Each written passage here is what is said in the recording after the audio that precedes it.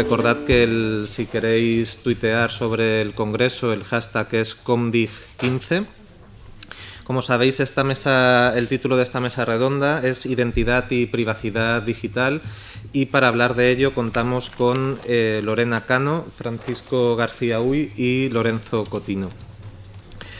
Por orden de intervención, Lorena Cano es graduada en Comunicación Audiovisual por la Universidad de Valencia, máster en Investigación en Comunicación y Periodismo por la Autónoma de Barcelona y máster en Interculturalidad, Comunicación y Estudios Europeos por la Universidad de Valencia.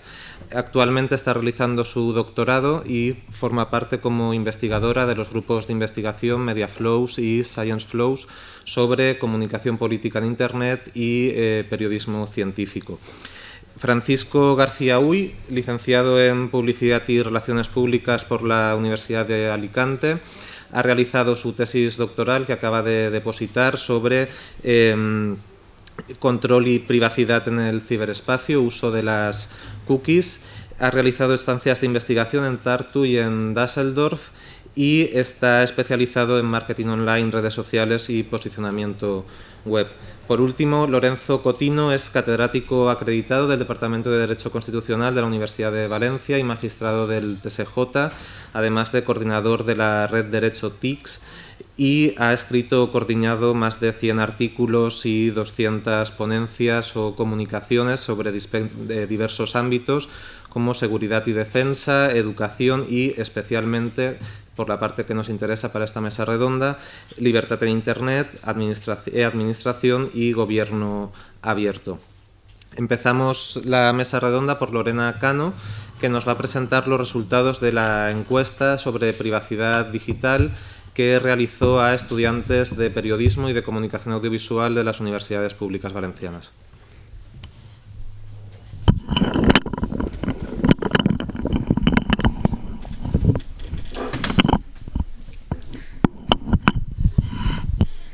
Bueno, buenas tardes. La investigación que os voy a presentar recibe el título La privacidad en los espacios sociales digitales, análisis de la recepción de las políticas de privacidad de Facebook y Twitter por los alumnos de Ciencias de la Información en la Comunidad Valenciana, que es el objeto de estudio, que lo he dividido en dos partes. Por una parte, abordo el concepto de privacidad trasladado a la esfera digital desde una perspectiva multidisciplinar y, por otra parte, la recepción de estas normas, tanto de los términos y condiciones de uso como de la configuración de estas redes sociales por los estudiantes de Ciencias de la Información de universidades públicas de la Comunidad Valenciana. La metodología que he seguido ha sido, por un lado, una revisión bibliográfica multidisciplinar, que es la que me ha permitido realizar la construcción del marco teórico y detectar los materiales secundarios para interpretar la encuesta, que ha sido la segunda fase de la investigación. Ha sido realizada, como he dicho, estudiantes de Ciencias de la Información, que estos engloba periodismo, comunicación audiovisual y publicidad y relaciones públicas, para estudiar el comportamiento relativo a la privacidad por este grupo. Para ello empezamos definiendo qué es la privacidad. Necesitamos distinguirlo necesariamente de intimidad, que son pensamientos, actos, aspectos personales que no queremos compartir con nadie. La privacidad realmente es algo mucho más amplio. Es el control de acceso que realizamos sobre la intimidad y otros aspectos, otra información que queremos controlar el acceso. Gracias a este control creamos espacios privados. Por lo tanto, la privacidad la distinguimos la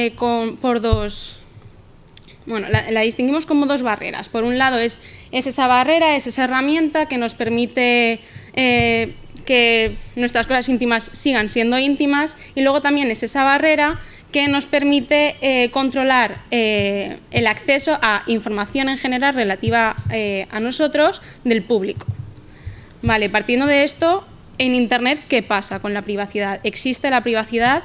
Pues la privacidad existe, pero no la intimidad. Como hemos podido, si me habéis escuchado, la intimidad sería imposible trasladarla a Internet desde el punto de vista de que ya solo con utilizar el ordenador e introducir datos ya perdemos, ya no existe ese momento íntimo. Para simplificar, he cogido una tipología que describe los tipos de privacidad que hay en Internet. En Internet, según Gao y Beren, un estudio que hicieron en 2013, la privacidad se divide en privacidad instrumental y privacidad social.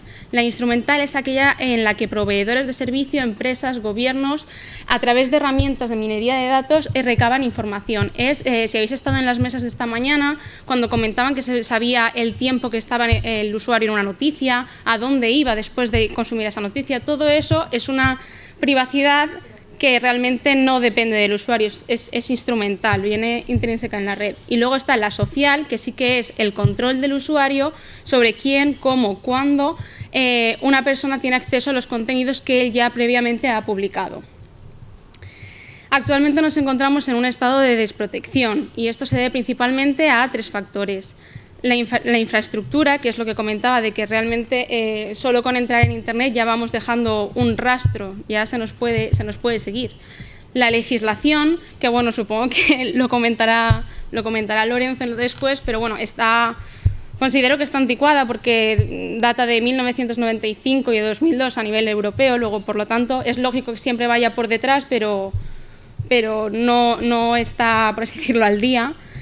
Entonces, no están preparadas para preservar la privacidad del usuario y darle poder sobre los contenidos que él mismo publica.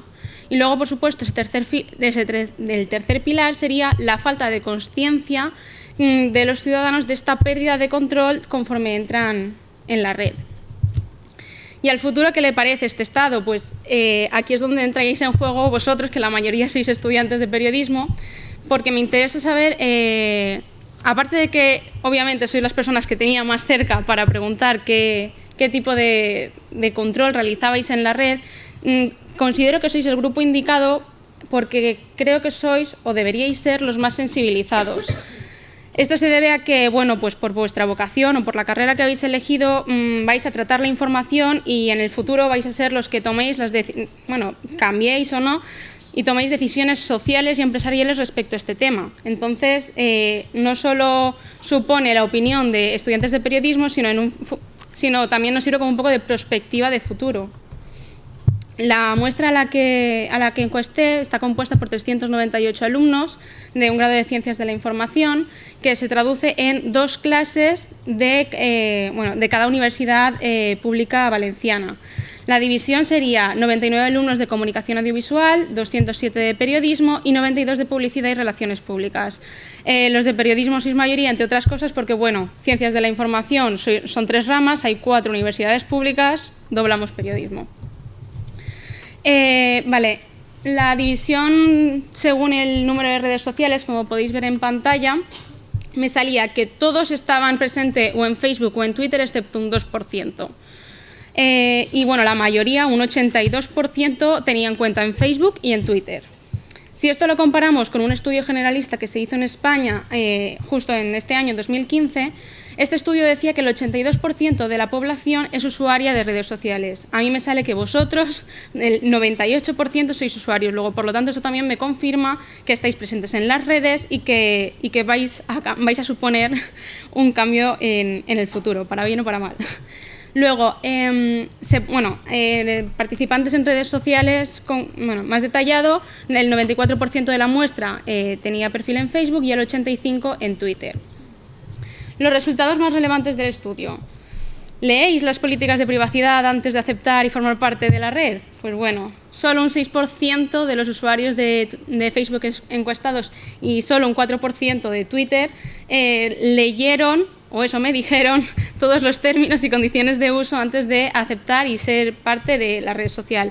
Bueno, realmente esto, aunque es algo que todos hacemos, es algo preocupante, porque realmente sin conocer el contrato al que estamos firmando y vinculante, pues eso, a lo mejor porque ya están todos, los motivos pues no se saben realmente, quizá porque son muy largos, muy difíciles de leer. A ciegas nos comprometemos con estas redes sociales y nos entregamos y empezamos a subir contenido y a crear nuestra identidad digital en la red. Configuración de privacidad, la gestión de la audiencia en Facebook, pues el resultado relacionado con esto es bastante, normal, se esperaba este resultado, pero decepcionante a nivel de la privacidad. Bueno, como veis, el 65% de la muestra encuestada tiene la configuración de todos sus contenidos acotado a los amigos, que esto se refiere a todos los contactos que una persona ha aceptado en su red social. El 14% amigos de amigos, que eso ya empieza a ser incontrolable. Un 9% todos, es decir, sin necesidad de tener una cuenta en Facebook puedo consultar toda su información. Y luego un 1% utiliza listas configuradas y un 6% personalizado. Estas dos juntas es lo que suma el 7% que yo identifico como que sí que están más sensibilizados con temas relacionados con la privacidad, porque realmente esto significa que por a cada contenido eliges qué tipo de audiencia vas a darle acceso para esta información.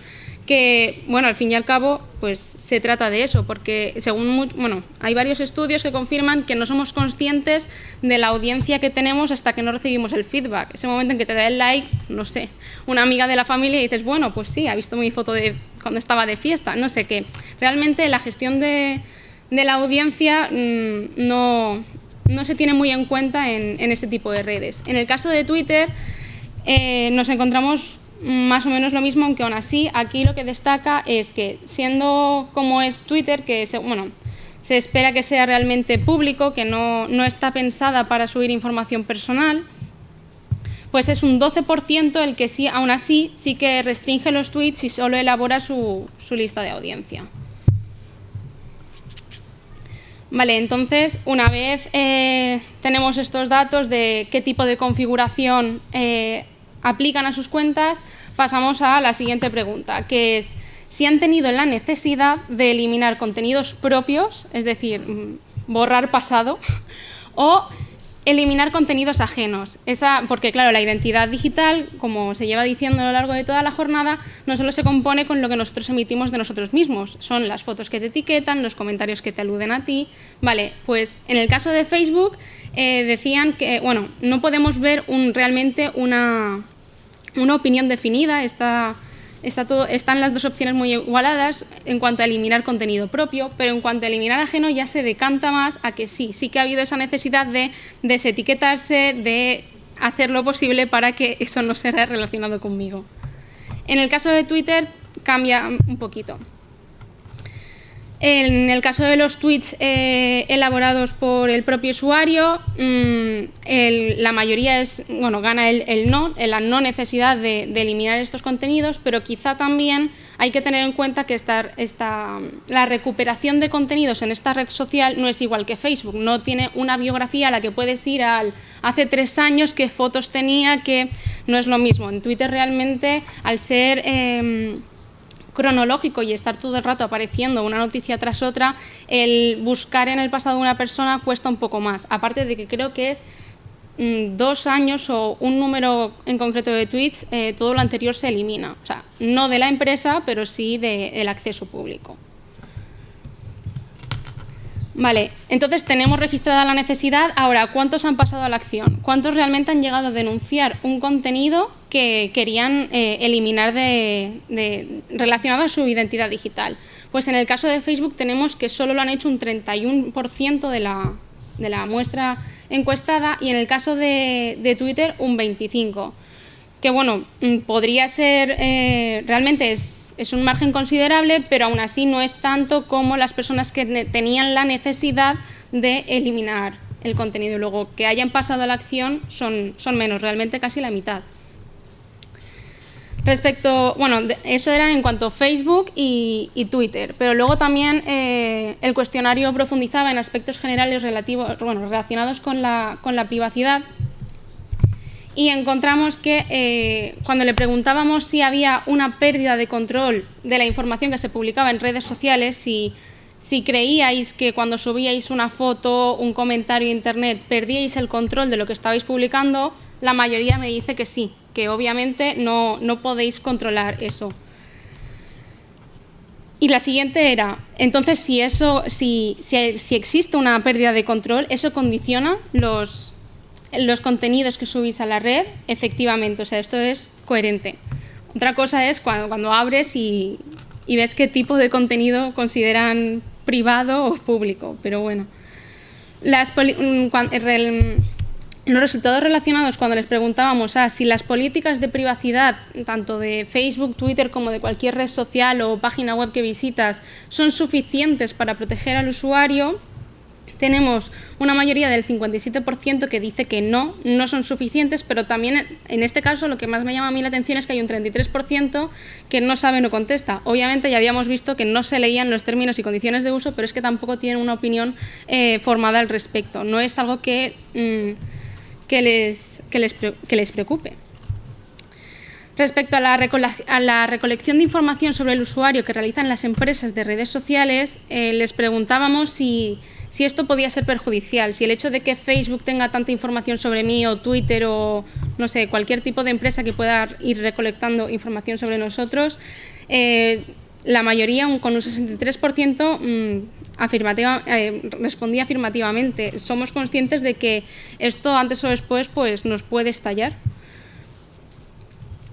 Respecto al uso comercial de datos personales, si ellos les preguntaba si el hecho de que una empresa comerciara con los datos personales les estaría vinculado con la permanencia o no de los usuarios en la red.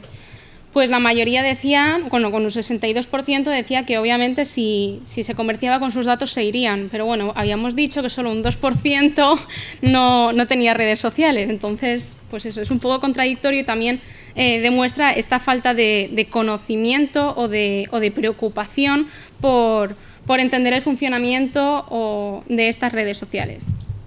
Las conclusiones que sacamos del estudio es que, bueno, los resultados no invitan al optimismo porque, como yo os decía, no sois una muestra en general. No he cogido al primero que pasaba por la calle. He ido a gente que estaba sensibilizada, que trabajará con la información, que puede ser fotógrafa, no sé, que está por medio también la producción intelectual, que no está preocupada con que todo eso se le escape de las manos. Entonces, si vosotros, a pesar de que sois conocedores de esta pérdida de control, no es que no lo sepáis, y de la falta de protección de estas políticas de privacidad, la mayoría no realizan una gestión activa de la privacidad, no aplica una configuración que realmente, pues, digamos, no sé, que no son precavidos, ¿vale? Y luego encima también es increíble que, bueno, se aceptan las normas sin leerlas. Bueno, esto es algo que nos esperamos, es que todos solo por no leerlo le damos a que sí, pero bueno, eso también dice mucho de nosotros, de que esta velocidad nos lleva a aceptar lo que sea sin ni siquiera cuestionarlos. Como anécdota, creo que fue nuestro día aquí de los Santos Inocentes, pero en Reino Unido, una empresa de videojuegos, en sus términos y condiciones de uso, decía que si aceptabas, le estabas vendiendo tu alma, no sé por cuántos años, bueno, cuestión que nadie se lo leyó y decían, bueno, ya como coña ya al final del día decían, bueno, hemos recabado no sé cuántas almas de lectores, pues es eso, que realmente nos pueden engañar fácilmente porque no prestamos atención a lo que nos estamos comprometiendo. Y la conclusión que se extrae en general, no solo de los estudiantes de Ciencias de la Información, es que es necesario desarrollar una alfabetización digital de los usuarios en Internet, precisamente para dotarles de conocimiento sobre las herramientas disponibles, porque puede ser que muchos no lo personalicen, ya sea por pereza, ya sea porque no le ven realmente la utilidad, o sea, no son conscientes de esto. Y luego también, por supuesto, para ejercer un mayor control sobre los datos personales, hasta qué punto subir o no una fotografía es acertado o con qué grupo compartirlo y toda esta serie de aspectos que nos ayudarían a realizar una buena gestión de nuestra identidad digital. Y bueno, eso ha sido todo. Muchas gracias por vuestra atención. Muchas gracias, Lorena. A continuación tomará la palabra Francisco García Uy. Como he comentado anteriormente, está especializado en la investigación de la privacidad digital. En concreto, nos va a hablar de tecnologías de vigilancia como las cookies y también de tecnologías de anonimato como buscadores del tipo Tor. Buenas tardes.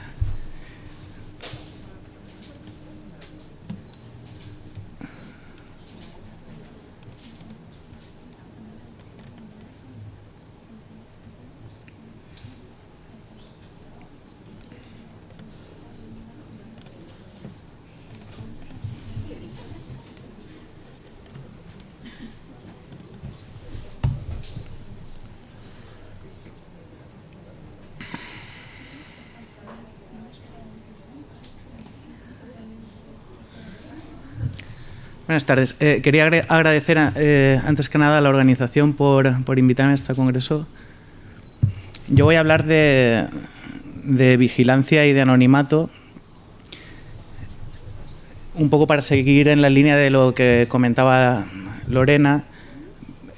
La pregunta es si existe la privacidad en Internet, si podemos navegar sin ser vigilados, y básicamente por ahí van a andar los tiros de mi exposición.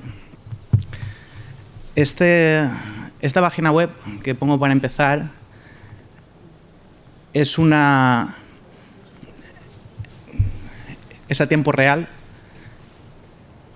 Es una batalla que se está llevando ahora y lleva muchos años en el ciberespacio, una batalla que trata de combatir la vigilancia.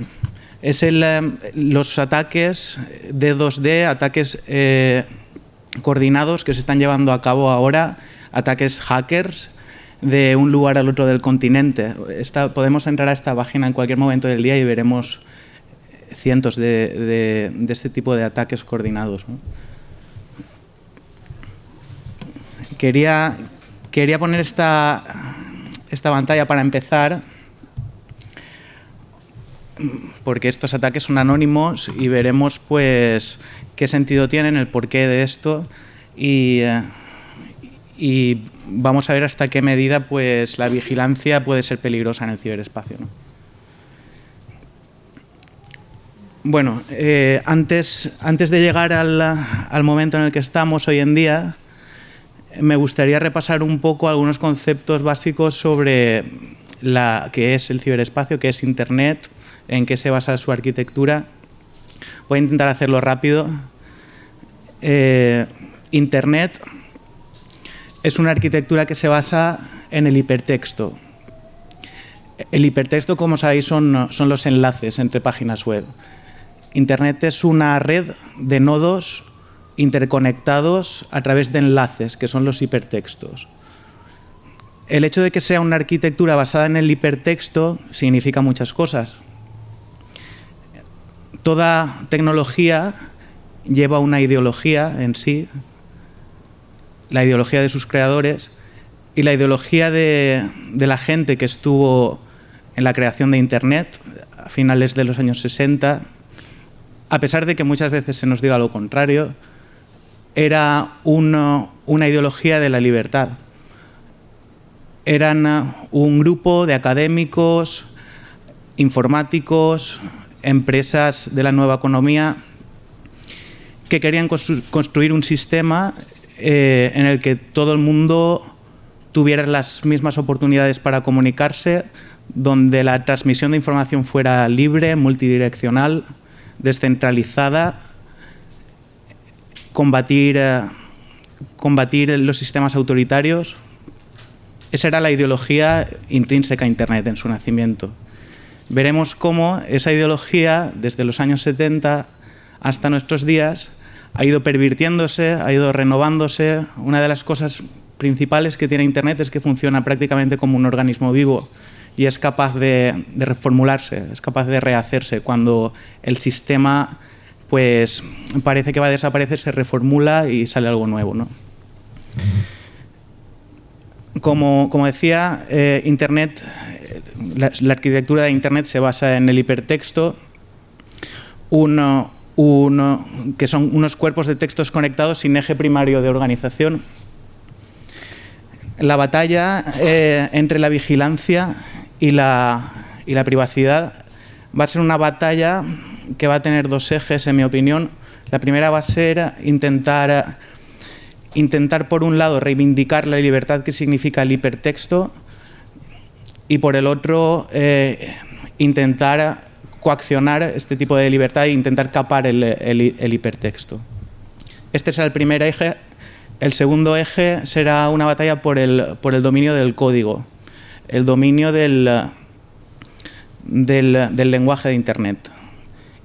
Dice Lawrence Lessig en su libro Código del 99 que que el código se convierte en el instrumento principal de observación, regulación y control en el ciberespacio.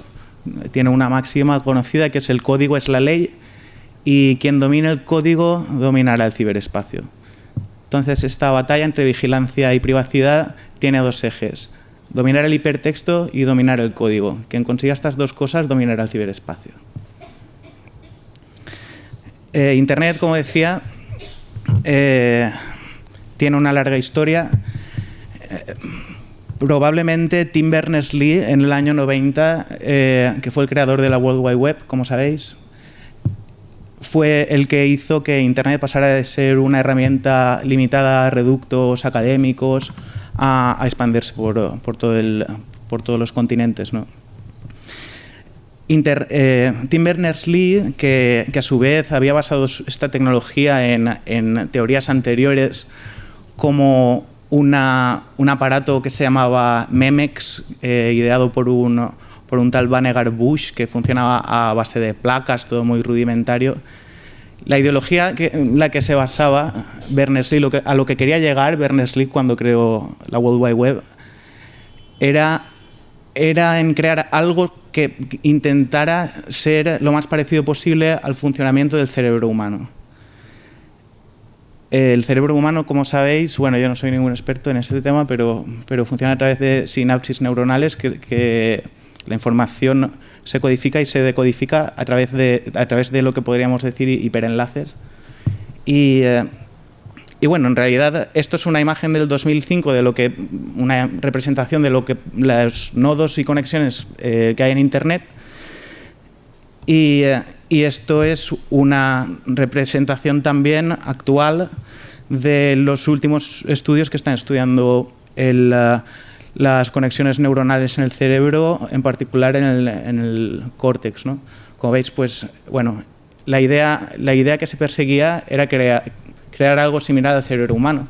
Decía Marshall McLuhan antes, una persona de aquí de la sala lo mencionaba. Marshall McLuhan, aparte del medio de mensaje, también dijo que cada medio es una extensión del ser humano.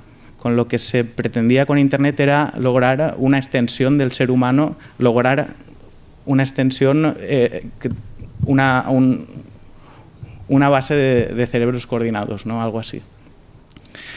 Bueno, antes de entrar en materia, ya paro con esto, ya llegando a la actualidad, para que veáis que los tiros van por aquí, Alphabet, que no sé si lo habréis visto últimamente, pero hace un par de meses Google dijo que ya no se iba a llamar Google, que se iba a llamar Alphabet. Alphabet es como la empresa matriz a partir de la cual salen varias ramas y una sería Google. Pues una de las principales ramas, que es Calico, es una rama que está estudiando el envejecimiento neuronal. ¿Por qué Google está estudiando el envejecimiento neuronal? Bueno, como vemos, tiene sentido si pensamos que la World Wide Web fue creada como una representación del cerebro humano, ¿no? ¿Por qué digo esto? Voy a pasar a esta antes. ¿Por qué digo esto? Porque quiero recalcar, como por eso ponía el primer pantallazo, que en Internet desde su principio se ha vivido una batalla entre la privacidad y el anonimato, entre el control y vigilancia y la privacidad. Y he remarcado aquí algunas fechas clave. En el 69 nace Internet, en el 90 Tim Berners-Lee crea la World Wide Web y expande Internet, y en el 96 estábamos inmersos en una burbuja parecida a la burbuja inmobiliaria, ¿no? Pero la burbuja de las .com, donde Internet había perdido, digamos, su ideología base y estaba convirtiéndose en un sistema para generar dinero, ¿no? En el 96 me gusta esta fecha porque John Perry Barlow hizo la Declaración de Independencia del Ciberespacio. Y en la Declaración de Independencia del Ciberespacio, John Perry Barlow les decía a todas estas empresas que querían apoderarse de Internet, que querían coaccionar el hipertexto, coaccionar la libertad en Internet, les daba un golpe en la mesa, por primera vez quizá, en el año 96. Y les decía básicamente, si me permitís, lo voy a leer. Declaro el espacio social global que estamos construyendo independiente por naturaleza de las tiranías que estáis buscando imponernos. No tenéis ningún derecho moral a gobernarnos y poseéis métodos para hacernos cumplir vuestra ley que debamos temer verdaderamente. El cibernauta, de alguna forma, se reivindica como identidad frente a quien quiere apoderarse de Internet, ¿no? De aquí nace, o de aquí, digamos que puede ser donde fermenta la primera idea, o una de las primeras ideas de que hay que combatir, que ha cuajado, por cierto, que hay que combatir toda tiranía externa que intente gobernar Internet, ¿no? Y bueno, saltamos a 2015, donde hemos visto durante hoy y lo vemos en la televisión, lo vemos en todos los sitios, que el ciberespacio, la World Wide Web, se ha convertido en un sistema de vigilancia. En un sistema de vigilancia panóptica, que lo engloba todo. Además, ubicua, porque nos la llevamos a todos lados con el móvil, con la televisión, con el Internet de las cosas. Una vigilancia total, ¿no? Entonces, bueno, hay corrientes que tratan de combatir esto porque dicen esto no es la ideología de los creadores de Internet. Internet no tiene por qué ser un instrumento de vigilancia. Internet no se creó con esta voluntad. Internet quería transmitir información libremente, socavar barreras, no convertirse en un sistema de control. Entonces, bueno, algunas de las herramientas que sirven para controlarnos, solo las voy a citar, podríamos estar tiempo con esto, pero las cookies, por ejemplo, que las conoceréis por los mensajes que suelen poner en las páginas web, ¿no? Pero algunas de las herramientas que atacan directamente, por ejemplo, al hipertexto, que decimos es la base estructural de Internet, son, por ejemplo, las apps. Las apps, si os fijáis, Internet, yo ya no lo llamaría Internet. Las apps cada vez utilizan menos enlaces, navegamos en sitios cerrados, controlados, firmamos condiciones de uso. Se está encauzando por ahí el ciberespacio. App, redes sociales, motores de búsqueda, todo lo que empiece por Smart, que en mi opinión todo lo que empiece por Smart debería de saltar alguna alarma en nuestro cerebro y hacernos pensar qué significa vigilancia. Todos los sistemas operativos que están controlados, los dispositivos móviles como el Kindle, que controlan lo que estás leyendo, cuándo, dónde, en qué página terminas de leer, y el futuro Internet de las cosas, futuro presente ya, que nos lleva a un nuevo mundo de neveras inteligentes, coches inteligentes, televisiones inteligentes ya existen. ¿Qué significa tener una nevera inteligente en mi casa? Que alguien va a recopilar información sobre los alimentos que me quedan en mi casa. Todo lo que empiece por Smart debería hacer saltar algunas alarmas. ¿Existe la privacidad en el ciberespacio? Bueno, quizá Lorena ha estado muy atinada haciendo la diferencia entre privacidad e intimidad. La privacidad quizás sí exista, la intimidad no. Nos acercamos quizá, alguien diría, a una sociedad parecida a la que George Orwell vaticinaba en 1984. Ahora os diré que no, ahora os diré que se parece más a un mundo feliz y explicaré por qué. Una de las herramientas la única para luchar contra esta vigilancia es reivindicar las tecnologías de anonimato. El anonimato en Internet tiene mala fama,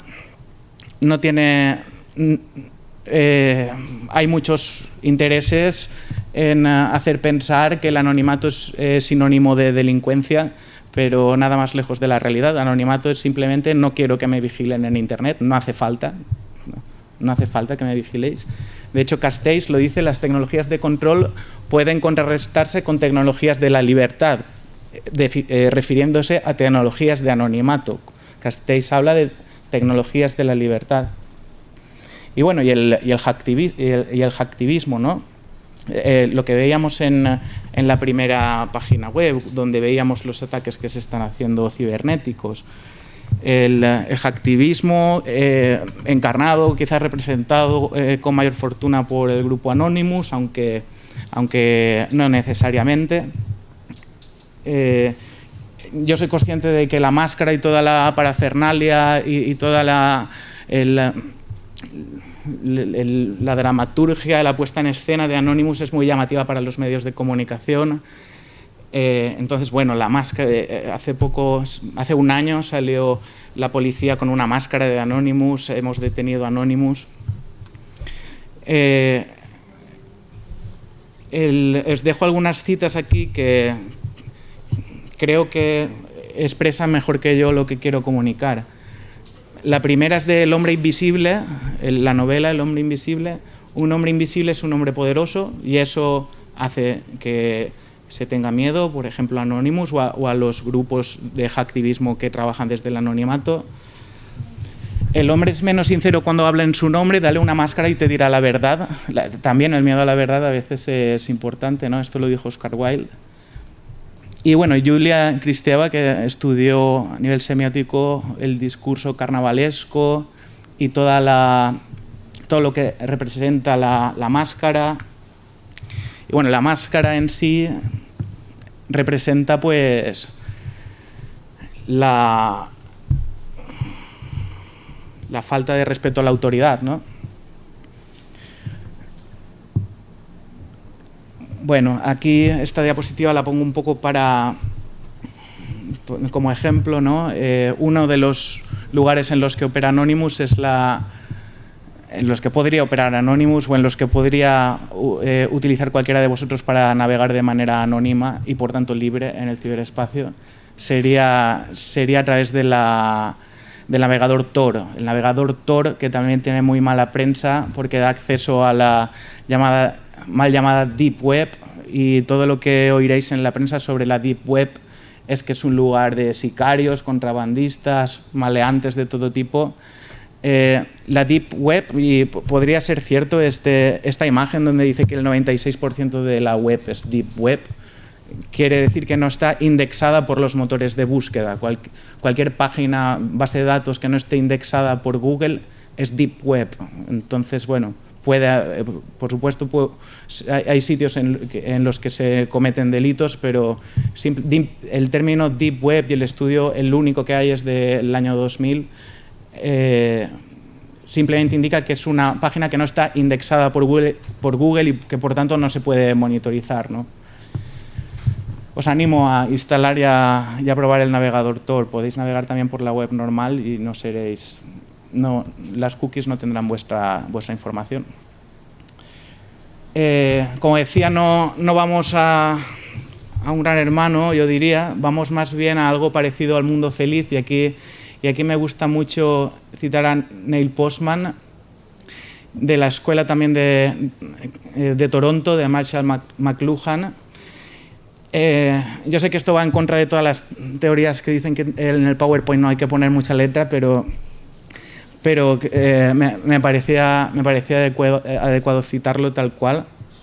Básicamente lo que dice aquí Postman es que no hay que tener tanto miedo a un gran hermano como lo representaba Orwell, propio de una sociedad autoritaria donde se nos vigile y se nos castigue, donde se nos imponga una sociedad del terror.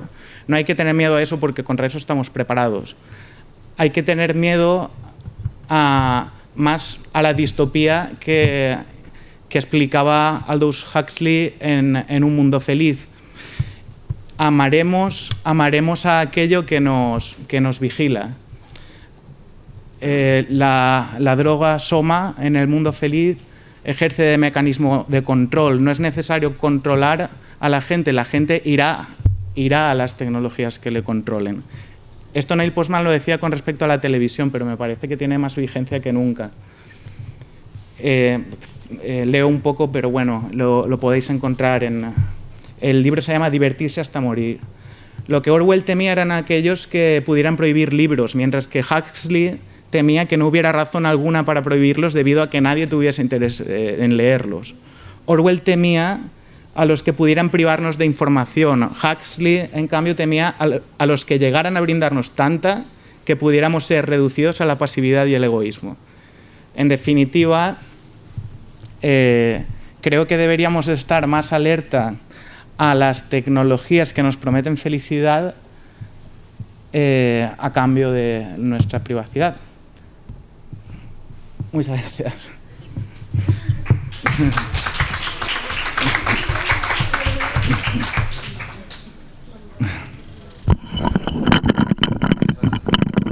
Lorenzo Cotino nos hablará igualmente de privacidad en Internet desde un punto de vista del derecho.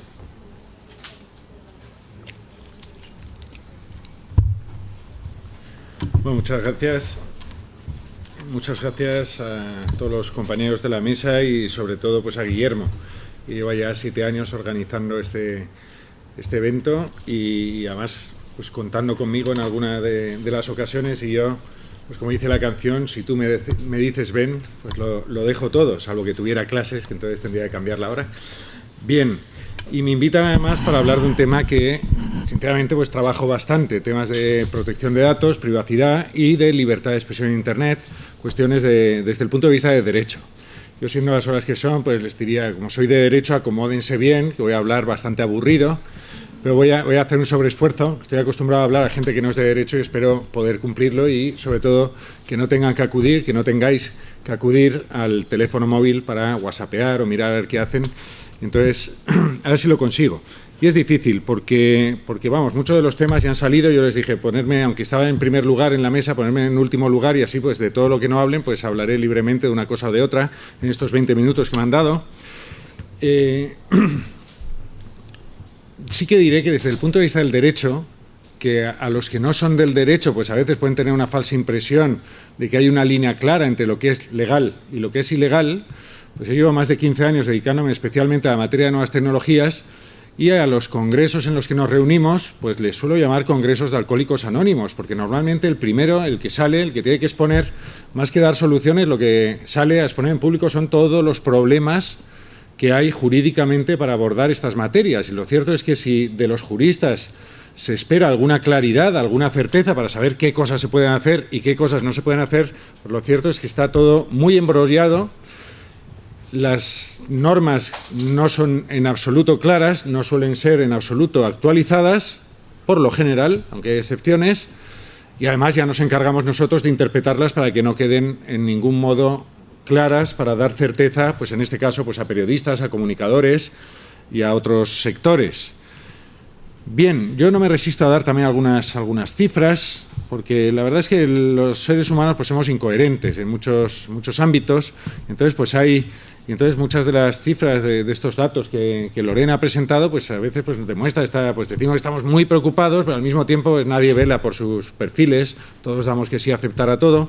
Pero bueno, un estudio de CG Ipsos de 2015 pues sí que dice que hay un 60% de personas muy preocupadas, sobre todo a partir del caso Snowden, que hay más de 700 millones de personas que han cambiado sus comportamientos en Internet a partir de conocerse lo que se hace con la información de los grandes prestadores de servicios, y cómo a lo mejor hay fugas hacia servicios secretos de Estados Unidos, etcétera.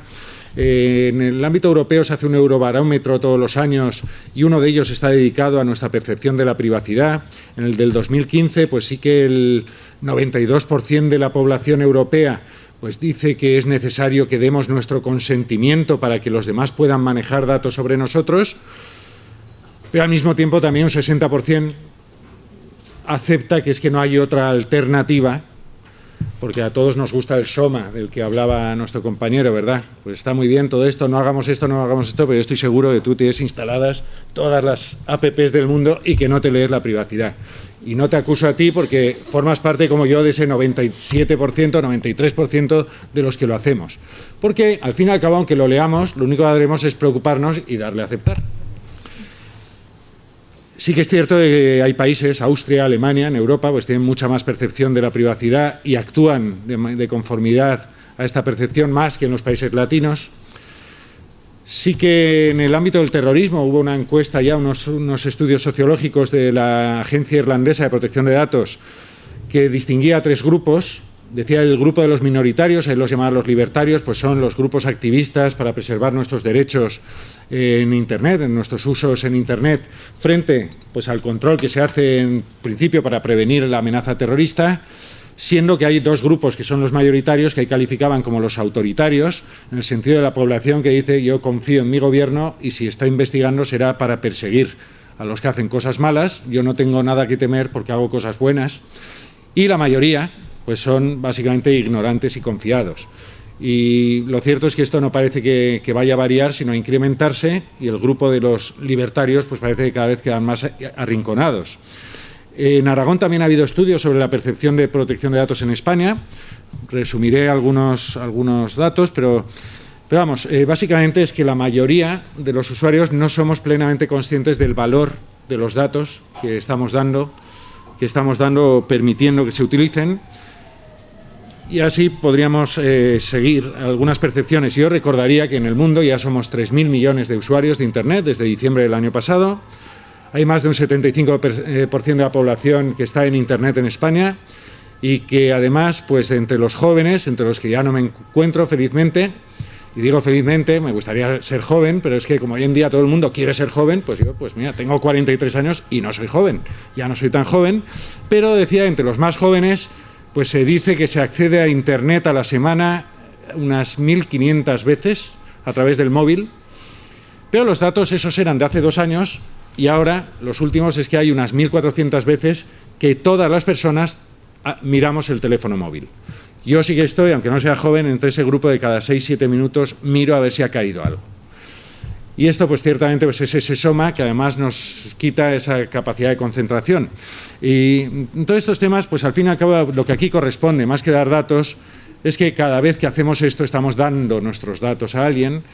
Y entonces, ¿qué temas voy a abordar yo desde el punto de vista jurídico? Pues he elegido, había muchísimos para elegir, pero he elegido pues 4 o 5, pues por ejemplo el tema del anonimato y la responsabilidad, el tema de datos de tráfico y terrorismo, el tema del Big Data y los usos por las grandes compañías de nuestros datos, si acaso, si me da tiempo, algo del derecho al olvido en Internet y también, si me da algún tiempo más, pues por ejemplo, también pensando en ustedes, en vosotros, que vais a ser periodistas, comunicadores, saber qué tipo de datos personales se pueden usar de los que cogemos de Internet y no nos van a poner una sanción por hacerlo.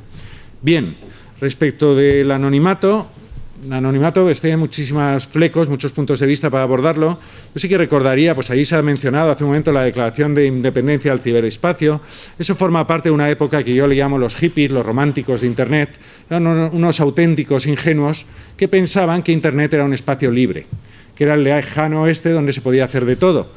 Y eso era una percepción inicial que se daba en Internet porque realmente uno en aquellas épocas podría hacer prácticamente de todo y nunca lo iban a perseguir.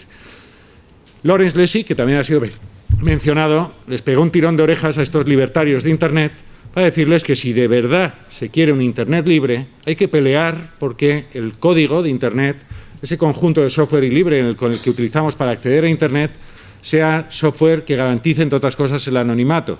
Y ahí está la clave. ¿Por qué? Porque en el espacio virtual podemos ser muchísimo más controlados que en el mundo real. Muchísimo más. Pese a la percepción que había inicial en Internet de que aquello era el lejano oeste, que se podía hacer, era un estado presocial donde cualquier persona podía hacer de todo. Bien, yo creo que hoy en día no hace falta estudiar mucho ni pensar mucho para saber que en Internet es un espacio controlado bastante más o mucho más que el mundo real. Eso es una percepción que, por suerte ya al menos, nos alerta para que no estemos confundidos. Jurídicamente, pues bueno, hay sentencias interesantes. En Estados Unidos, que es realmente el país de la libertad, también con sus contradicciones, sí que existe una sentencia interesante desde el 2005 de un Tribunal Superior de Delaware que, en un país donde existe tradición del anonimato, donde no olvidemos que en Estados Unidos, la Constitución de Estados Unidos se publicó de manera anónima en periódicos para intentar convencer a la población por los padres fundadores, que luego estos textos se reunieron en el Federalista y se hacía de manera anónima para evitar represalias. El uso, todos sabemos que en Internet pues no vamos con un carné en la boca porque nos sentimos más libres al hacerlo. Y no todos es para cometer delitos ni poner ahí cosas que sean indecentes, difamaciones, etcétera, etcétera, sino que nos sentimos libres haciéndolos. Pues bien, ya alguna sentencia en Estados Unidos importante, y allí se ha mantenido el precedente, considera que la libertad de expresión protege el anonimato, cosa que en Europa no se ha dicho ni se espera que se diga. De modo que correr el velo del anonimato es posible, pero si hay algo grave para hacerlo. Es decir, si ha habido algún atentado grave, algún delito grave que justifique que haya que poder desvelar quién era esa persona que puso ese contenido. Del mismo modo, y este es un tema interesante, por otros motivos, en Estados Unidos tienen, como sabéis, en Internet prácticamente casi todo lo que hay es ilegal, desde el punto de vista de protección de datos, desde el punto de vista de propiedad intelectual. Las leyes de protección de datos de propiedad intelectual son muy severas y la realidad de Internet va muchísimo más allá. Pero una de las claves es que quien comete ilicitudes, si no es especialmente estúpido, lo hace de manera anónima, o al menos que se cree que es anónima. Entonces, ¿por qué esto es un tema clave jurídico? Porque muchas de esas ilegalidades se hacen en la web 2.0, en la cual los usuarios colgamos enlaces, colgamos fotos, colgamos contenidos, insultamos, y lo hacemos de manera anónima, con un nickname, con un seudónimo, etcétera. Entonces, ¿qué pasa? Hay dos modelos de decir, oye, ¿quién va a ser responsable por esto ilegal? Hay dos modelos. El americano, que funciona con muy pocas fugas de agua, y es que el intermediario, dígase YouTube, dígase Mil Anuncios, para entendernos en España, dígase el foro, dígase Facebook, nunca es responsable. Ese modelo teóricamente estaba en Europa, pero hace aguas por todos los lados y se ha invertido. De modo que el intermediario, es decir, el que aloja esos contenidos que son ilícitos, puestos por alguien de manera anónima, puede ser el responsable. Esto es algo absolutamente impensable en Estados Unidos, pero en Europa lo ha confirmado recientemente una sentencia del Tribunal Europeo de Derechos Humanos del 2015, de mayo, que ratifica una de 2013, en el caso Delphi, en el cual pues un periódico online, como todos, permitía comentarios a sus noticias, y como todos, entre sus comentarios había cosas malsonantes. Delphi, que era este medio online, había puesto filtros automatizados para evitar palabras malsonantes, pero claro, hay subterfugios, hay formas de decir cosas negativas que no sean directamente tacos, etcétera, y había puesto además un sistema de alerta por contenidos. Si alguien veía un contenido inapropiado, ofensivo, aún así el Tribunal Europeo de Derechos Humanos ratifica la condena porque se habían metido con un empresario. Con un empresario había ofensas, eso no era la discusión, y la condena no es al autor, que nadie sabe quién era. La condena es al medio online. Argumento peregrino.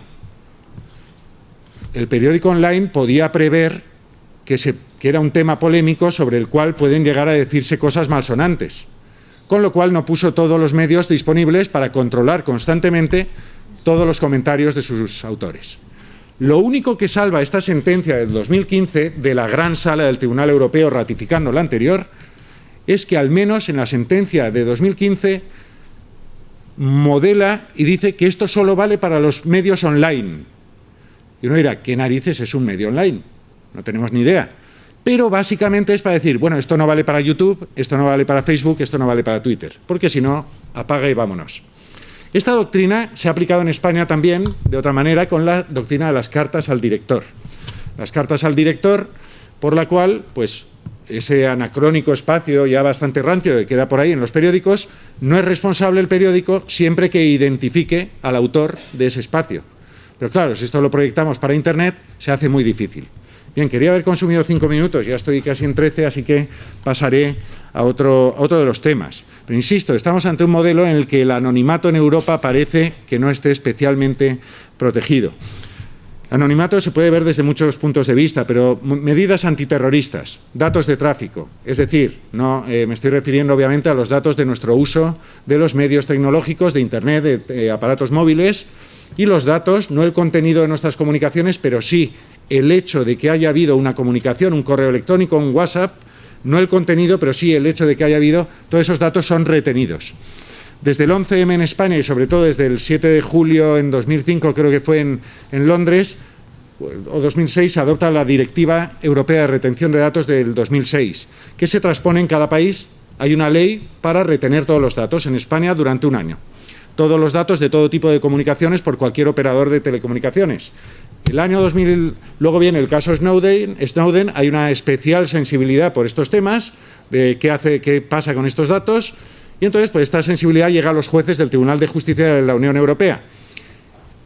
Sienta una sentencia por la cual dicen que esta directiva es contraria al derecho fundamental de intimidad y al derecho fundamental de protección de datos. Yo estoy seguro que esa sensibilidad no la habría hoy, después de los atentados terroristas tan recientes que ha habido este último año y sobre todo la semana pasada. Pero bueno, ¿cuál ha sido la consecuencia? Ciertamente no ha sido muy importante, pero teóricamente esa directiva no vale y habría que modificar la normativa europea en esta materia, salvo que ahora pues cambie la sensibilidad y se considere que sí que se puede, aunque haya ciertos controles. Hemos oído hablar de la Patriot Act. ¿Qué pasa en España actualmente? Pues se retienen los datos durante un año, parece que no se afecta directamente esa sentencia, y además hay que mencionar que en esta avalancha legislativa, vosotros no sois juristas, pero el Partido Popular, pensando que eso le va a dar más votos, en el último año ha aprobado 45 leyes y muchísimos decretos ley. Entre ellos, muchísimas leyes muy importantes. Las hay de todo tipo, que ahora no corresponden, pero hay una que no es especialmente mala, que es una modificación de la ley de enjuiciamiento criminal, que es la que permite hacer investigaciones tecnológicas. Y hemos pasado directamente del siglo XIX al siglo XXI. Y digo del siglo XIX al XXI porque lo anteriormente regulado era el control de posadas, el control de papeles, etcétera. No se decía una palabra en Internet y hemos pasado a 50 artículos completísimos de en qué condiciones se puede investigar Internet y a los internautas. Como obviamente aquí no me corresponde hablar mucho, sí que diré, porque no se trata de criticar la situación, que es una ley de las más avanzadas del mundo y muy garantista. No solo porque hemos pasado de la nada al todo, sino que ese todo muy regulado, con artículos de a palmo, tiene una vocación muy clara, que los jueces hoy por hoy puedan investigar todo lo que se hace en las comunicaciones, y ya estamos hablando de contenidos de las comunicaciones, pero siempre los jueces, con autorización judicial, y además no solo el mero hecho de que sea un juez quien diga hacer lo que queráis, sino con unos requisitos puestos en la ley de manera muy clara. Es decir, como ciudadanos al menos podemos quedar relativamente tranquilos en la medida de que en España, para que los poderes públicos, Ministerio Fiscal, Policía, pueda acceder a nuestras comunicaciones, se requiere un control desde octubre de este año bastante importante. Bien, ¿podemos estar contentos? Pues bueno, ahora al menos nos podrán controlar, antes no estaba claro, pero ahora con bastantes garantías. Otro de los temas, este sería, pues hemos hablado de Snowden, pues digamos que está relativamente controlado jurídicamente cuando se nos puede investigar como ciudadanos.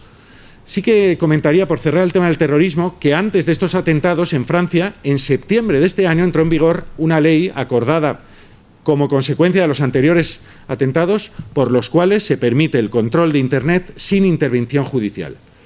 Fíjense que hablamos de España y Francia, dos modelos bastante chocantes. Ahora todo el mundo está dando palmas con las medidas antiterroristas, todos quieren hacerse la foto firmando pactos.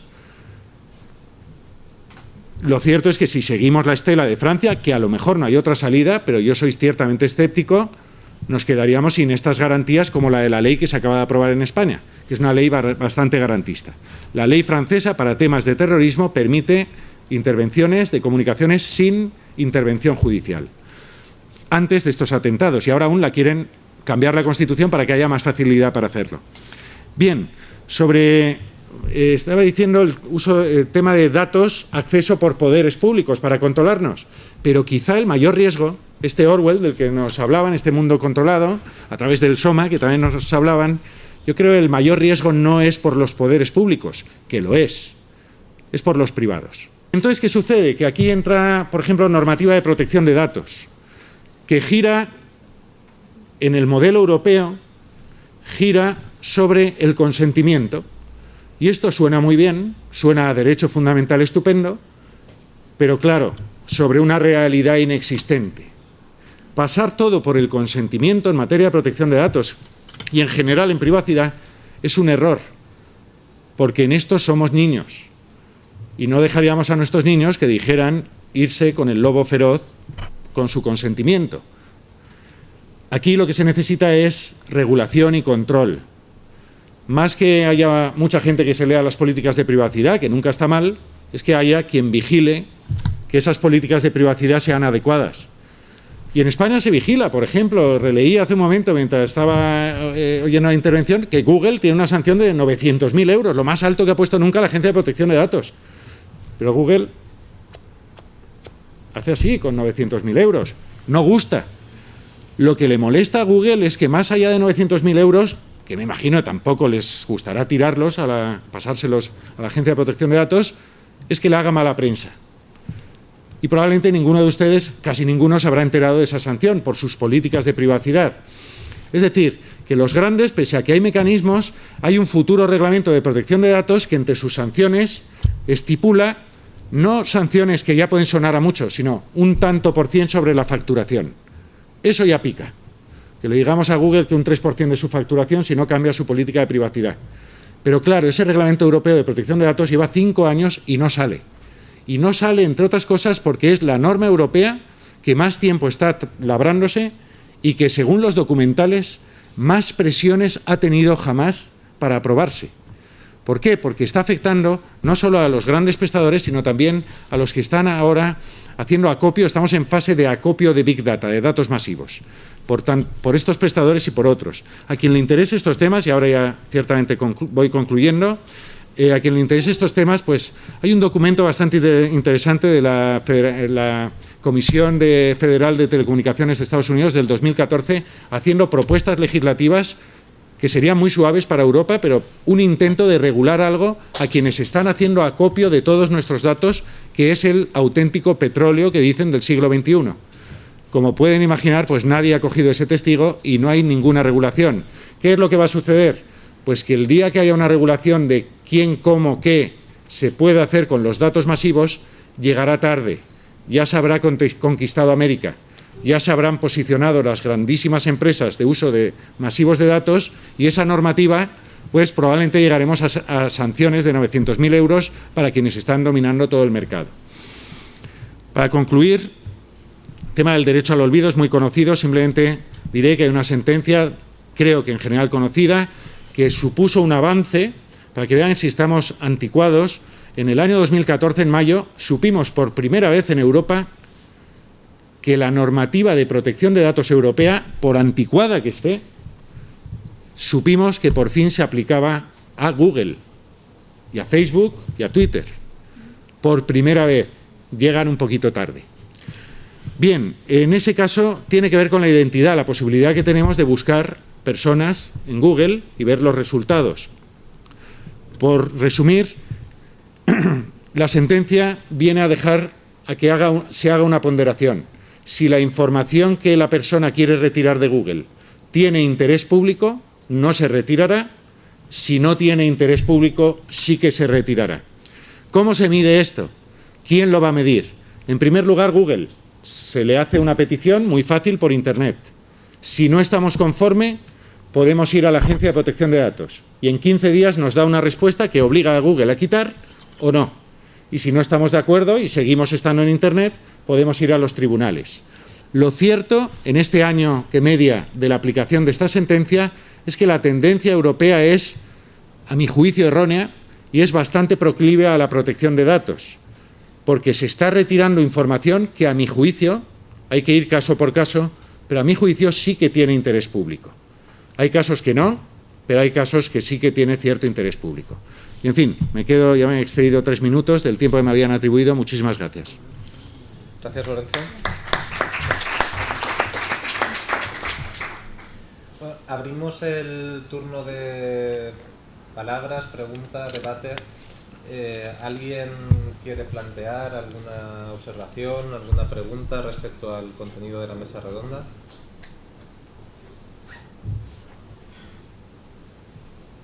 Empezaré yo entonces. Fran ha hablado de la existencia de una batalla entre en torno a la privacidad, que también creo que es obvio por lo que han comentado los otros ponentes quién la está ganando de una forma más clara. A mí me gustaría conocer cuál es vuestra opinión sobre los motivos por los cuales son los usuarios, más allá del... Lorena ha apuntado el desconocimiento en ocasiones y ha propuesto la alfabetización digital.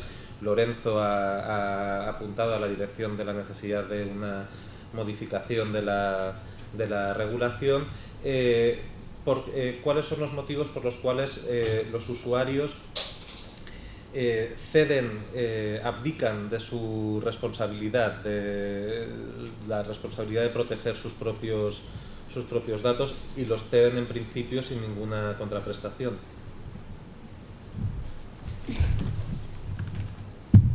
Yo creo que la respuesta es porque todo el mundo lo hace, porque estamos en Facebook, porque tienes a un montón de amigos allí, porque acabamos aceptando sin ni siquiera cuestionarlo, porque hacemos esa carrera para llegar a juntarnos en comunidad, una comunidad potenciada tanto por la empresa privada como la pública. O sea, toda empresa, incluso institución, la Universidad de Valencia tiene cuenta de Facebook. Realmente se nos fomenta a ello y entonces, pues como están todos, pues si perdemos todo. O sea, el problema es crear esa conciencia y empezar a curarnos. Yo contaré una anécdota. Hace 3 semanas, mi cuñado, no diré el nombre, pero mi cuñado era la única persona que conocía que no tenía teléfono móvil. Y uno dirá, ya sería raro, ¿no? Un tío raro. Pues la verdad era un tío normal. La verdad me hizo ver más de una conversación que los raros éramos todos los demás. Porque nuestras actitudes, que son vistas desde fuera, esto es como cuando vosotros sois más jóvenes y a lo mejor hacéis estas cosas, pero uno se emborrachan todos, pero hay uno que no se emborracha y es el único que se da cuenta que los demás están haciendo el tonto. Probablemente es lo que nos falta, darnos cuenta que estamos haciendo el tonto, pero es que es muy difícil. Mi cuñado hace 3 semanas se compró el teléfono móvil, ya está en 18.000 grupos de WhatsApp, ya era el último bastión. Yo todavía no tengo WhatsApp. Pero tienes teléfono, ¿no? Sí, internet. Pero bueno, tengo Facebook y Twitter. A mí me parece que el usuario tiene parte de culpa en esto, ¿no? Pero me parece que no hay, que es un error intentar fundamentar al usuario por entrar en Facebook y compartir toda la información. Ahí creo que es responsabilidad también de la jurisdicción, aunque seguramente pues todo avanza muy rápido y es complicado, pero algo tiene que proteger al usuario.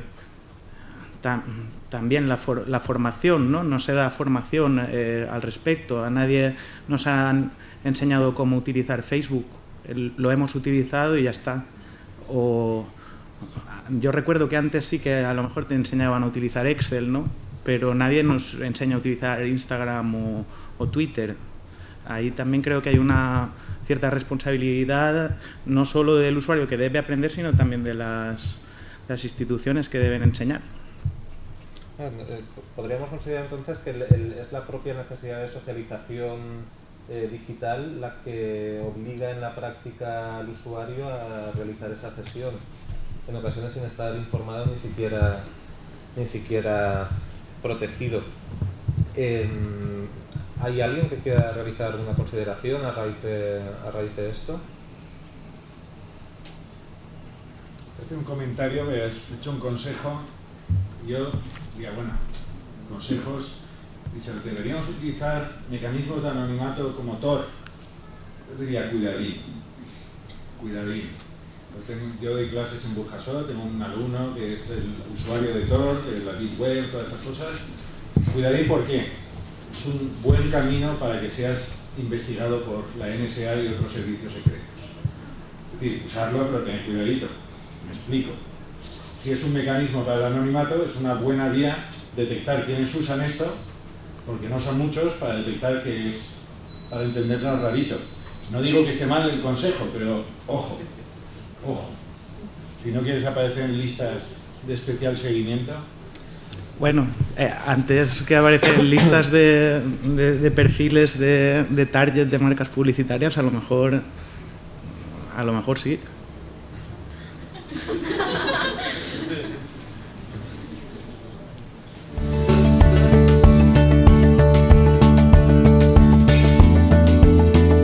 No hablaré mucho más de mi cuñado, pero tampoco sé. Yo solo sé que mi hermana me dijo, el otro día me dijo si iba a comprar un móvil. Dice, no le pregunté, no fuera que... Y el caso lo usa y nadie nos atrevemos a preguntar por qué se ha convertido a este otro mundo, pues es algo así como personal, no lo sé. Me imagino es porque al final pues te das cuenta que vas contracorriente de todo el mundo. El otro día hubo una foto que rodó mucho por internet, no sé qué era lo que estaba pasando, pero había muchísima gente, como si estuviera pasando el Papa, y estaban pues en la foto unas 15 personas mirando el móvil para hacer la foto, y había una persona mayor que era la única que estaba mirando lo que estaba pasando. Una foto estupenda. Y es que creo que es lo que nos pasa. Yo, de hecho, no me veo con ninguna distancia. Yo soy un adicto también, ¿no? Las redes no me gustan, pero miro el móvil y todo esto. Es muy difícil. Los sociólogos hablan de que hay centros de placer cada vez que recibimos un mensaje, etcétera, etcétera. Muy difícil saber. Y yo me imagino a un chaval de 11, 12 años, en cuanto lo veo por los niños y estoy en edad de ser padre a esa edad, va a ser imposible decirles que no, al que tengan el móvil, porque no queremos parias y entonces preferimos que vendan sus datos a cualquiera, incluso que corran riesgo su vida, pero que no sean parias en Internet. No es cierto que las instituciones no estén formando, se hace muchísimo, pero en fin, todos sabemos que beber está mal y bebemos, todos sabemos que fumar está mal, no digo que todos fumemos, pero en fin, que todos aceptamos buena medida que esto es así. Y por la parte de la NSA, la parte de la NSA, ahí lo que nunca ha estado demasiado claro, pero al parecer, lo más grave es que al parecer los grandes prestadores, Google y otros, cedían datos o había como puertas pasarelas de datos de la NSA hacia Google. Ellos lo han negado radicalmente, que me imagino es lo que obligatoriamente, y la NSA obviamente no ha dicho nada, si tenían permiso o no para acceder. Esto no es nuevo, lo de Snowden ya existía antes. Si alguien teclea en Google Echelon, por ejemplo, o Carnivore, eran sistemas ya muy antiguos, desde los años 50, del control total de las comunicaciones. Y el problema social normalmente no ha venido por el que nos controlen para evitar el terrorismo o crímenes graves, que la sociedad eso medio lo acepta. Los problemas, y realmente es lo más problemático, es que desde siempre que ha existido este Carnivore, Echelon y ahora pues sistemas de seguimiento masivo, que se utilizan para otras cosas, que se utilizan no solo para vigilar que haya terroristas y criminales graves, sino pues podemos pensar cosas malas. Entonces hay informes muy interesantes sobre esto, pero podríamos hablar mucho. Yo quiero hacer un apunte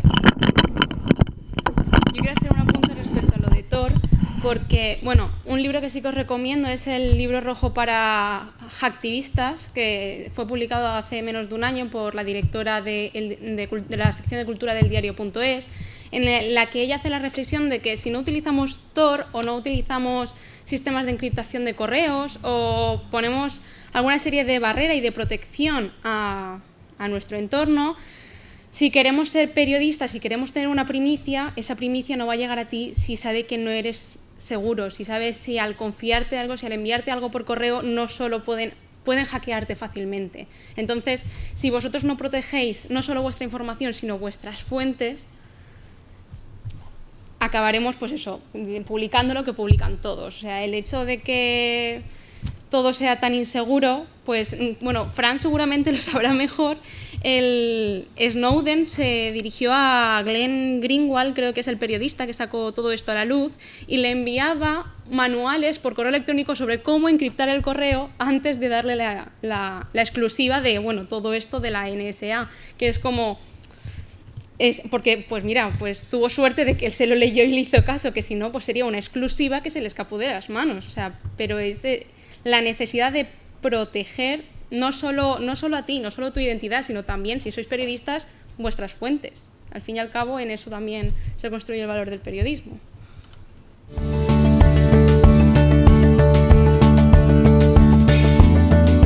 No sirve para nada. Aparte de eso, Facebook ya tiene tu información. Entonces, yo soy la primera que me gustan todos estos temas y tengo Facebook, tengo Twitter, tengo de todo. La cosa es hacer un uso responsable, que es realmente lo difícil. El cómo configurar tu lista de contactos, qué tipo de publicación realmente subes y por lo tanto pierdes el control. Pensar realmente, ¿esto dentro de 10 años? ¿Qué pasará con esta información? Es hacer un uso responsable. No puedes huir de la sociedad, pero... Claro, pero entonces, si ya has hecho un uso irresponsable... Pues ahí viene ahí viene el derecho al olvido y los mecanismos que la legislación nos brinda para poder limpiar el pasado. Eso sí, si no lo haces rápido, estará en todos los lados, por lo tanto será difícil. Pero como herramientas existen. Como te están diciendo, no está perdido todo. Hay un derecho a arrepentirnos y para que no quede nuestro rastro de manera indemne toda la vida. Y de hecho, con esta sentencia tan importante, aunque esté en muchas páginas web, normalmente nos van a encontrar gracias a Google o a cualquier buscador. Y este mecanismo, a partir de esta sentencia, es bastante ágil. Tú vas directamente a Google, una página web muy sencilla, le pones todas las URLs que quieres que desindexen y entonces ya pues o te las desindexan o vas a la Agencia de Protección de Datos gratuitamente y en 15 días te han de dar una respuesta. Con lo cual, más o menos para personas que no tenemos interés público, por lo general el mecanismo es bastante efectivo. Cuestión diferente es que ellos ya tienen tu información y que con eso pueden hacer ingeniería. Tienen algunos límites, pero bueno, ya es otro tipo de peligro para lo que es tu reputación digital. Y respecto del Big Data, pues hay temas, se irá tomando forma, pero no hemos de olvidar que ahí lo que se va a generar es que va a haber ahí están unas nuevas clases sociales a partir del Big Data, que son las nuevas profesiones del futuro, las nuevas profesiones del futuro, dicen que no tienen nombre, buena parte de ellas, pero buena parte de ellas, de las del futuro, las más importantes, son analistas de datos, de una manera u otra, y que saben sacar jugo a los datos. Ellos dicen que van a estar en el top de las clases sociales futuras. Parte siguiente, haciendo una estratificación muy simplona, sería los que están recogiendo los datos, las empresas y todos aquellos que están captando datos. Por debajo estaríamos ya los que estamos aportando datos, que somos todos los usuarios de Internet, y luego hay unos parias, que son los que hasta ahora era mi cuñado y otros, que ni siquiera aportan datos. Que ojo, que en España es un 25%. ¿Y por qué pasan a ser unos parias? Pues bueno, en muy buena medida van a ser unos parias porque, por ejemplo, muchísimas decisiones importantes del futuro en salud, educación, seguros, etcétera, etcétera, se van a tomar a partir de los datos que aportan los que aportamos datos. Con lo cual, esos parias se van a tomar una serie de decisiones sin contar casi en ellos, en su realidad. Hay que tener en cuenta estos temas. Me apetecía introducirlo y aprovechar y lo he hecho. Gracias. El derecho al olvido, teniendo en cuenta el proceso en dos pasos, primero recurso a Google, que como has comentado está al alcance de prácticamente cualquiera. En la segunda fase, el recurso ante la Agencia de Protección de Datos Europea. Española. Española también es ejercitable por parte de alguien sin conocimiento de Sí. derecho, aunque sea gratuito.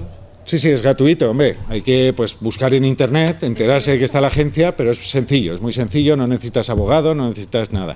Relativamente sencillo. Luego regalaría 2 perlitas. Una, pues ha salido, un tema interesante. Para los periodistas, recibir y enviar información de manera encriptada, etcétera. Tema curioso, no sé si habéis poned en Google, Filtrala, por ejemplo.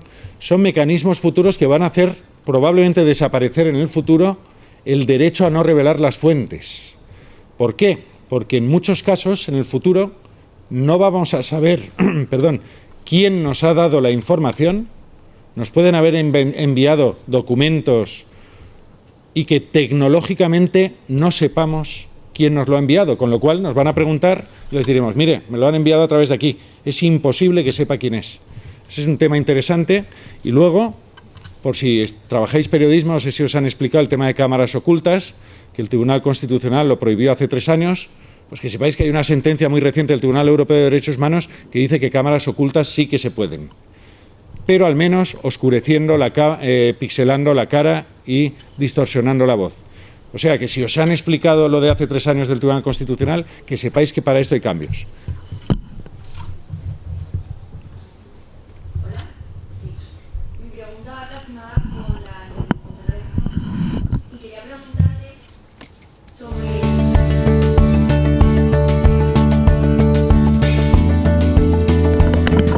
Surge de un foro de internet, un tablón de imágenes que se llama 4chan.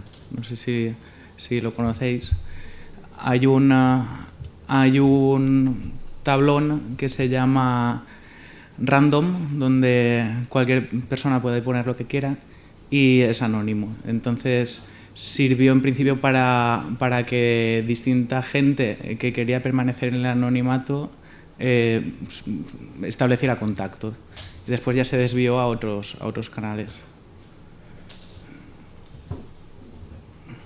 No te iba a decir, Francis, que no sé si tú no sabes realmente cómo funciona. Yo es que he leído cosas sobre, bueno, que obviamente es que los anónimos no se conocen ni siquiera entre ellos y que hay como distintos grupos que están repartidos por todo el mundo y que, y que no necesariamente están localizados. O sea, obviamente que no es una organización que simplemente es anónima en internet, sino que entre ellos tampoco... No sé si sabes algo más.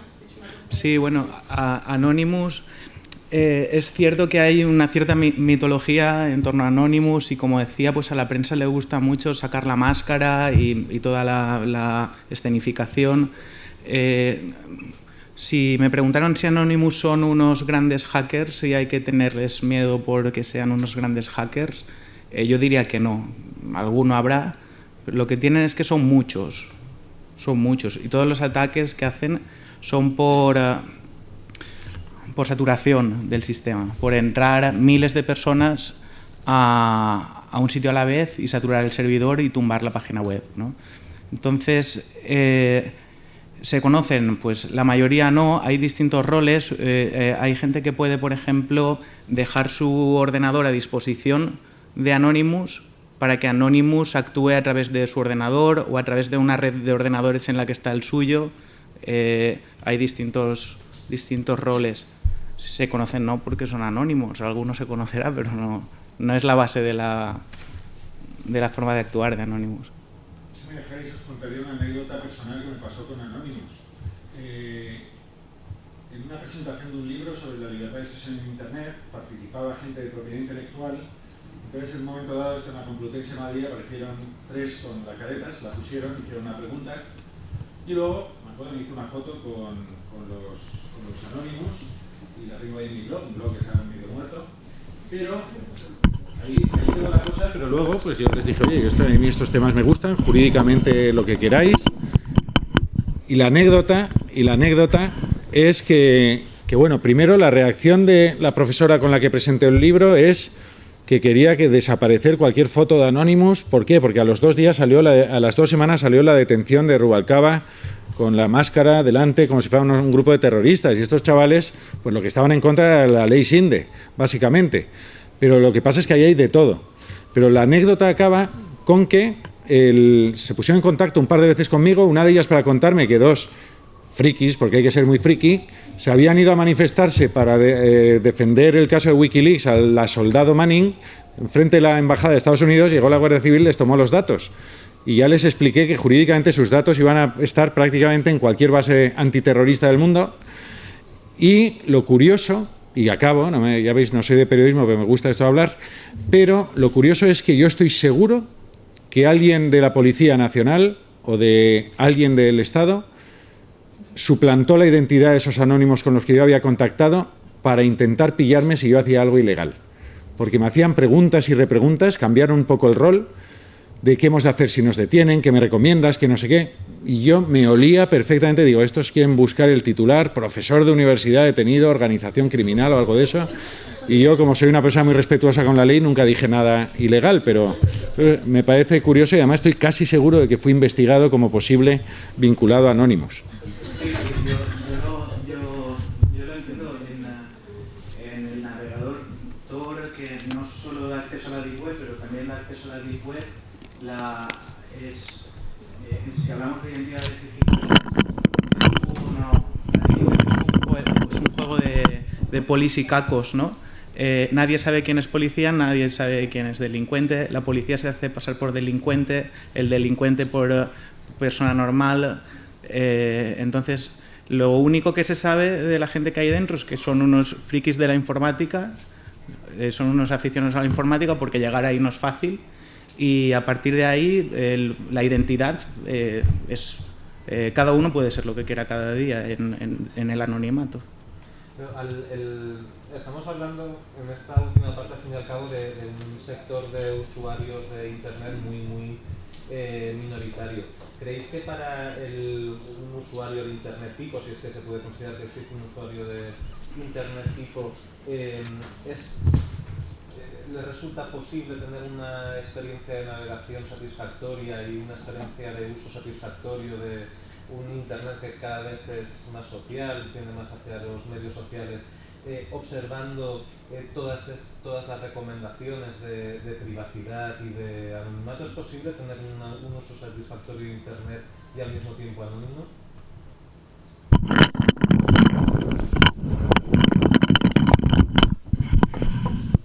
A ver, yo creo que sí.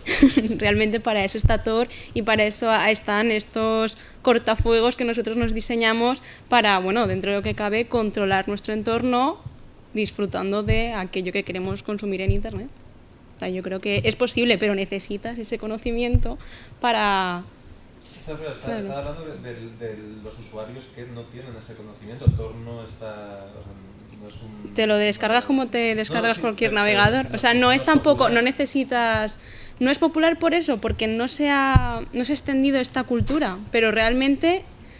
Yo, por ejemplo, no tengo conocimiento de programación, no sé construirme un programa para protegerme, pero ya hay gente que lo ha puesto con una instalación muy sencilla para que aquellos que no controlamos nada podamos ponernos protección. Entonces, yo creo que las herramientas están, lo que pasa es que hay que saber encontrarlas. Aquí, a lo mejor, el profesor Cotino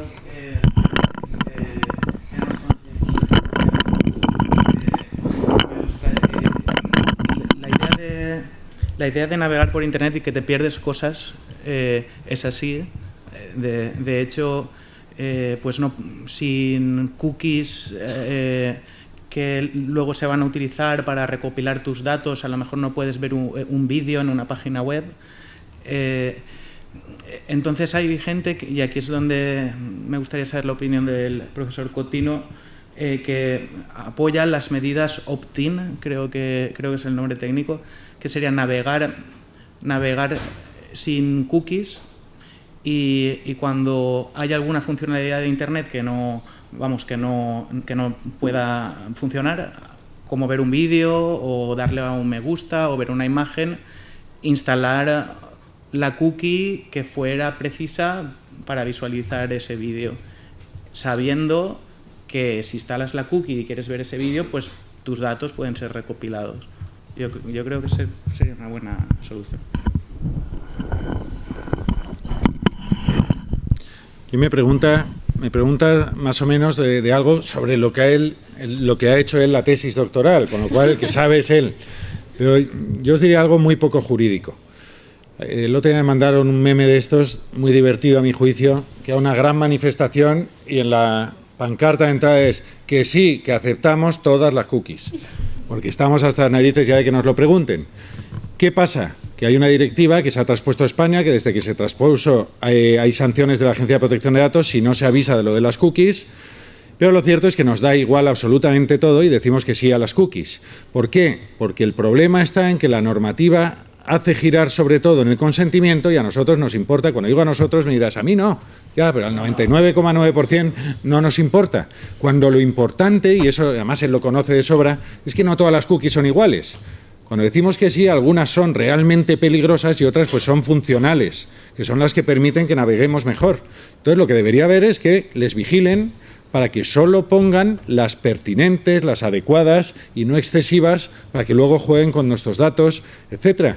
En cambio, prefieren hacerlo pasar todo por el consentimiento, hacer una norma que quede muy bien, que nos obligue a estar con el móvil, que no hay manera de quitarlo de en medio para leer las noticias, y al fin y al cabo decimos que sí. Es decir, que nos basamos en sistemas jurídicos que lo tienen perfectamente medido, que no sirven para nada, y esto no es español, pues nos podríamos echar la culpa a España, no, esto es europeo. Entonces yo soy escéptico o sea, lo que dices, tienes toda razón, habría muchas formas de que navegáramos por Internet buscando el mínimo de cookies, pero mientras no les obliguen a que pongan el mínimo de cookies imprescindibles, pues seguiremos dando el consentimiento a aceptar. La última pregunta antes del descanso. Vale, yo quería preguntar para...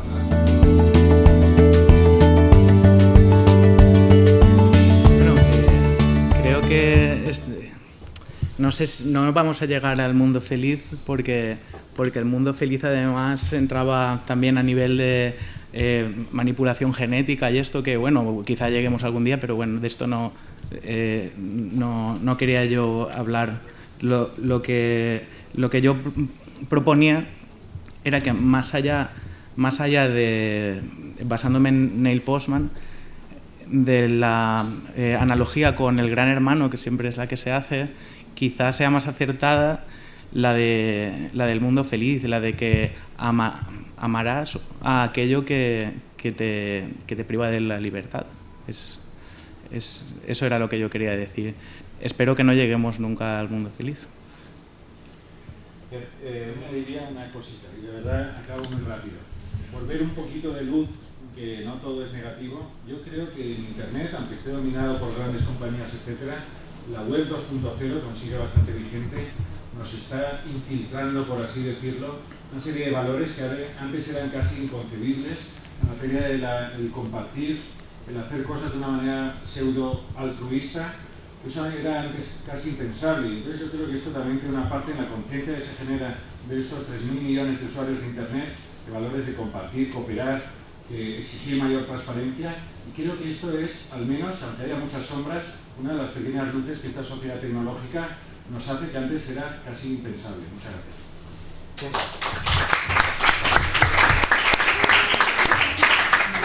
Gracias a los tres por haber participado en esta mesa redonda. Hacemos un descanso y reanudamos a las 7:15.